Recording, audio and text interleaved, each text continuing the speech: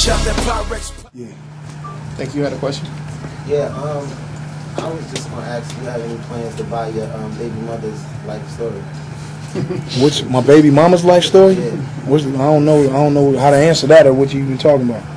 Now, because your boy 50 brought his baby mother life story, so that story will never come out. So I know she has a kid. Oh, my baby mama's life story won't sell. So she can keep it, man. It's simple. It's called Meter, Wifer, and Boing. Boing till kid comes. Right here in the hat. Right here in the hat. Let's talk about the Sean Bell song when you did that. You was trying to get people going. What was the frustrating part about it? The frustrating part about being, see, man, this is why. It's another reason outside of my kids. It's another reason why I take off my hat and gracefully bow to hip hop, because it's a lot of these hip hop artists, man. They consider themselves, they say they hood, they say they street, and I don't even care about that. You don't have to be hood, you don't have to be street.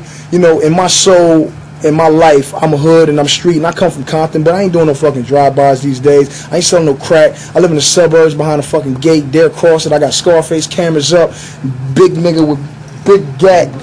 Come to the door, he damn near blow the mailman away. You come to my shit. That's how Hollywood and not so hood we are. So that's not my reality anymore, man. But a lot of these cats, man, they act like they're this and they're that, but they don't have no heart, man. I did a song for Sean Bell. I never met Sean Bell in my life. I talked to his wife, asked her for approval. I talked to her and Reverend Al Sharpton, and they both said that it was okay to do it. So I took initiative, and I got one of the most potent voices in hip hop. So I spoke on the record. I did that song the first night I got out of jail. I recorded like 10 songs. Big Dreams was one of them. My Life was one of them, and the Cop Killer was one of them. And it was just songs that I was writing in jail. I was only in jail for 2 weeks, but I had nothing to do, so I was writing me some songs, and that was one that came out of it, man. I reached out to at least 10 or 15 rappers that I thought, could. I didn't need 15 rappers, only 3 verses. I just needed 2 other cats. And I reached out, everybody was scared, man. I'm talking about straight up sucker,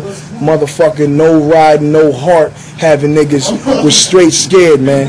Niggas, but you see niggas at the wars, they'll fight each other. See niggas outside, they'll shoot each other and box to the death. But you ask a nigga to stand up for something, and nigga run and hide run and hide, tuck his tail, hide under the table somewhere, man. Who was the first one that said he would do it without no problems like that? Nas said he would do it.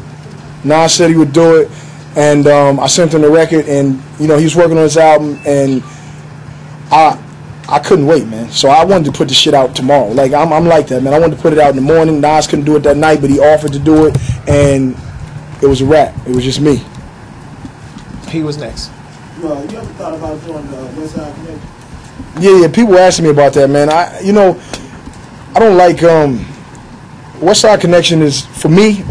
When Bow Down came out, I was in 11th grade, and when that shit hit, it was like. I'm talking about, man, L.A. was just cracking, man. It was crazy, because it was like the modern day NWA, and it wasn't NWA, but it was West Side Connection. I loved the addition that them 3 brought, and I would never taint the legacy of West Side Connection. I really, really adore all of them styles, man. I really acknowledge and appreciate Ice Cube for one.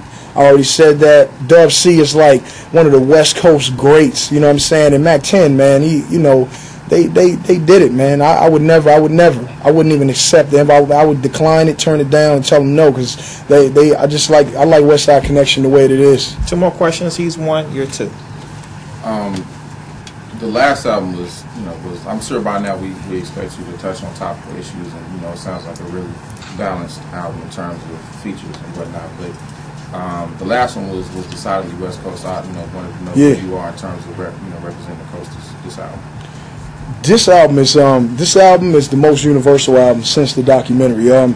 It entails every piece of hip hop music that you could possibly dream of getting from any rap artist. And that's another reason, why my name fits me, The Game. And bitches don't say no to me, I'm like a wedding ring. Maybe it's how I pour that Patrol. Maybe it's how I smell a pair of Hilton cologne. Maybe it's how I write shit when I'm in the zone. And I'm sick of blowjobs, bitch, leave me alone.